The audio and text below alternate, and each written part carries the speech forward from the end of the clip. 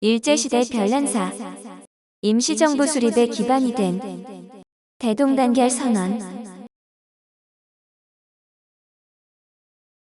대동단결 선언은 1917년 상하이에서 신규식 등이 독립운동의 활로와 이론의 정립을 모색하기 위해 임시정부의 수립에 관한 민족대회의회 소집을 재창한 문서입니다.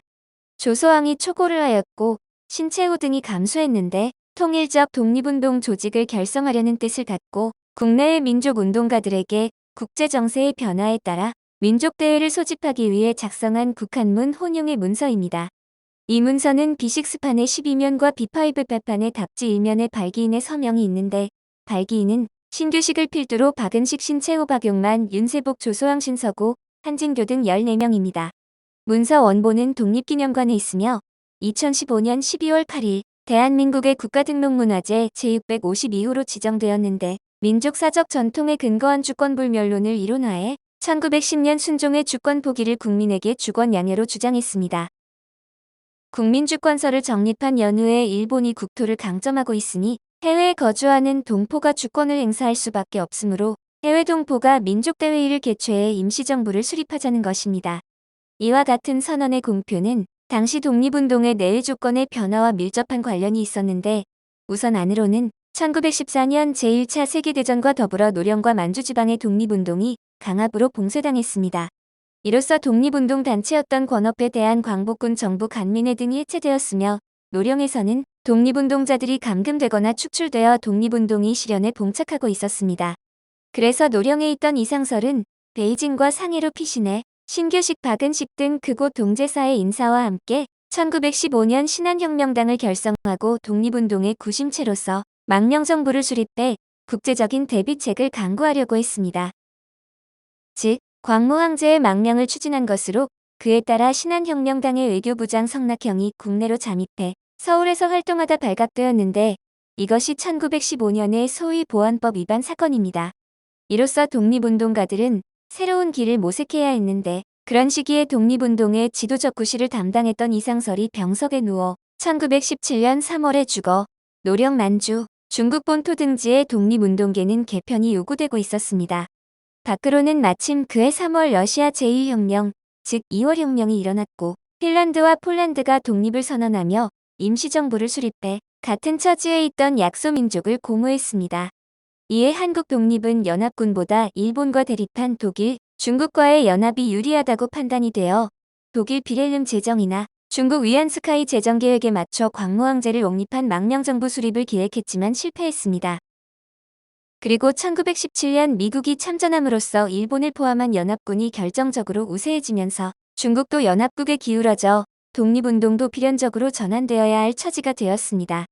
이런 안팎의 요구에 응해 신해혁명의 지사인 신규식을 중심으로 조소왕, 신서구, 한진교 등의 소장 인사가 국민주권서를 이론적으로 정립하고 지금까지의 망명정부 계획을 전환해 임시정부의 수립을 재창한 것입니다.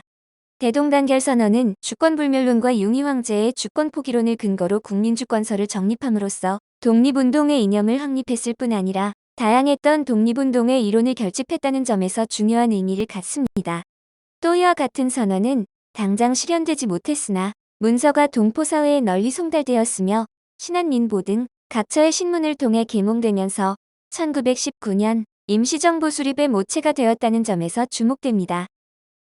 신규식은 동지들과 논의 끝에 각지에 있는 망명지사들의 힘을 모으는 일이 시급하다고 생각해 조소왕, 신서구, 박용만, 한진교, 홍명희, 박은식, 신채호, 윤세복, 조성환, 박기준, 신빈, 김규식, 이청혁의 동의를 받았습니다. 14명 중 신규식, 조소왕, 신서구, 홍명희, 박은식, 신채호, 조성환, 김규식 등 8명이 동제사 소속으로 동제사 출신들이 주도한 것입니다. 주도자들은 앞으로 세울 독립된 나라는 제정이 아니라 민주공화제를 지향하고 조국의 독립과 민주공화제의 정체를 실현하기 위해서 조속히 임시정부를 수립하자는 데 뜻을 모았습니다. 사실상 임시정부 수립에 물꼬를 튼 것으로 신규식이 운동을 주도하고 첫 번째 서명자가 되었는데 이렇게 1917년 7월 14일의 명의로 대동단결 선언이란 역사적인 문건이 공표되었습니다. 선언문을 기초한 조소왕은 중국 사상가 강요위의 대동사상에 많은 관심을 갖고 연구했으며 중국인 황각 등과 대동당을 추진한 적이 있는 이 분야 전문가였습니다. 선언의 강령은 모두 7개항으로 되어 있는데 앞에 3개항은 임시정부 수립에 관한 것이고 뒤에 4개항은 운영에 관한 것입니다. 제1항은 해외 각지의 현존한 단체의 대소은연을 막론하고 규합 통일하여 유일무이의 통일기관을 조직한다고 해서 민족대회 또는 임시의정원과 같은 것을 만들자는 것이었습니다. 제2항은 중앙총본부를 상당한 지점에 치하여 일절 한족을 통합하여 각지 지부로 관할구역을 명정한다고 해서 최고행정부를 두고 그 산하의 지역별로 지부를 두자는 것이었습니다. 제3항은 대헌을 제정하여 민정에 합한 법치를 실행한다고 해서 헌법의 제정과 법치주의를 천명했습니다. 제4항은 독립평등의 성권을 주장하여 동아의 마력과 자치의 열근을 박멸하자고 해서 국내 문제에 대한 방책을 선언하고 있습니다. 제5항은 국정을 세계에 공개하여 국민 외교를 실행하자며 국제 외교를 모색했고 제6항은 영구히 통일적 유기체의 존립을 공고히 위하여 동지 간의 애정과 수양을 할 것을 주장했습니다. 제7항은 위의 실행 방법으로 기존 각 단체와 덕망이 유한 개인의 회의로 결정할 것이라고 해서 제1항에서 결정한 회의에서 합의에 실천한다는 것입니다. 이어서 선언의 끝에 찬동 여부의 회담 통지서가 부착되어 있고 단체와 개인에게 함께 발송되었는데 선언의 주요 내용은 다음과 같습니다. 왕국에서 민국으로, 왕정에서 공화정으로, 왕치에서 법치로 하는 헌법제정 등 민주화 공화제의 새로운 나라의 건국을 표방한 최초의 독립선언서이다. 융희 황제가 삼보를 포기한 경술년 8월 29일은 즉 우리 동지가 삼보를 계승한 8월 29일이니 그동안의 한순간도 숨을 멈춘 적이 없습니다. 우리 동지는 완전한 상속자니 저 황제권 소멸의 때가 곧 민권 발생의 때여 구한국의 마지막 날은 즉 신한국 최초의 날이니 무슨 까닭인가.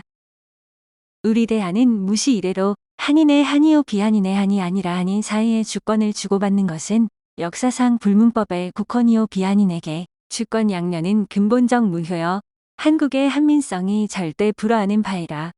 고로 경술련 융희 황제의 주권 포기는 즉 우리 국민 동지에 대한 묵시적 선이니 우리 동지는 당연히 삼보를 계승하여 통치할 특권이 있고 또 대통을 상속할 의무가 있도다. 무시는 시작을 알 수 없을 정도로 한없이 먼 과거를 말하는데 이 선언은 1910년 8월 29일에 있었던 순종의 주권 포기는 단지 한 군주의 주권 포기라 전적으로 무효라고 제시되어 있습니다. 아울러 순종의 주권 포기는 결과적으로 주권이 국민에게 상속된 거나 마찬가지라고 되어 해당 선언은 나중에 한국 내 공화주의 담론이 나올 수 있는 하나의 기반이 되었습니다. 이 선언은 뒷날 1918년 11월에 결성한 신한청년당 1919년 9월에 출범한 대한민국 임시정부의 공화주의와 삼권 분립에 커다란 영향을 주었습니다. 그러나 이런 대동단결선언은 몇 가지 점에서 1919년 3.1운동과 임시정부가 추구하는 점과 달랐는데 첫째, 3.1운동의 문서에는 한민족의 주권이 고유한 것이며 주권이 원래 왕에게 주어졌다는 주장은 찾아보기 힘듭니다. 오히려 3.1운동은 한 공동체의 주권은 그 공동체를 구성하고 있는 피통치자의 동의 아래 이루어져야 한다는 보편적인 주권론을 주장하고 있는 것입니다.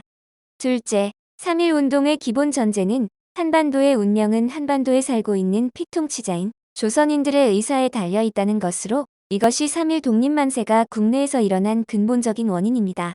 국제사회는 한반도에 사는 한국인들의 독립의지가 있는지 알고 싶어하며 이것을 알리기 위해 국내에서 3.1 독립만세를 불렀던 것으로 주권을 해외 동포들이 행사한다는 주장은 국제사회 정치 사상과는 매우 다릅니다. 이런 대동단결선언은 당시 많은 사람들의 호응을 얻지 못했는데 러시아를 중심으로 하는 사회주의 혁명은 당시 한국인들에게 별로 매력적이지 못했습니다. 19세기 후반 이후 러시아는 한반도를 차지하기 위해 노력했고 이것은 러일 전쟁으로 인해 분명해졌는데 이런 러시아가 민족 자결주의를 말했을 때 사람들은 이것을 믿지 않았습니다.